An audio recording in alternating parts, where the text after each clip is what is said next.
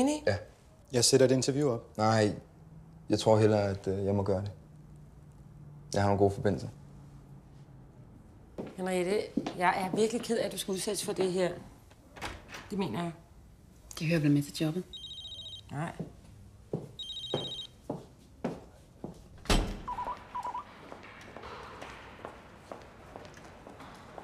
Hvad nu? Gave til dig. Og hvad er prisen? Ikke nogen pris, den gave. Jamen, pak den op, så ser vi, om jeg vil have den. Interview med Klitgaard. Klitgaard har da nægtet at udtale sig hele morgen. Hvorfor vil hun pludselig i tv? Hold nu op, Katrine, med at tro, at hver eneste gang, du hører fra mig, så er der skjult dagsorden. Ja, det må da være dagens citat, Kasper. Så hvad siger du? Er det rigtigt? Okay. Ja. Ja. Okay, Bent. Nej. Okay. Ja, hej. Undskyld, forstyrrer jeg? Nej. Klitgaard kommer i 18'eren sammen med Laugesen. Sammen med ham.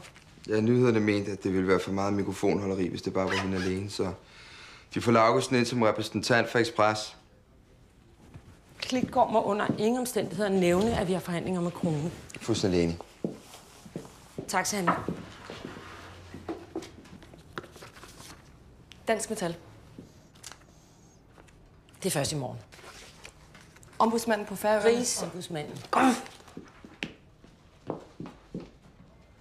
Hun er ikke specielt kompetent, vel? Nej, men hun har en fantastisk god røv.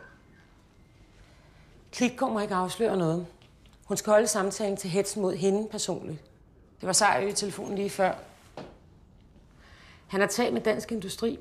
5 af landets største virksomheder bakker op omkring Krone. Hvis han trækker sig ud af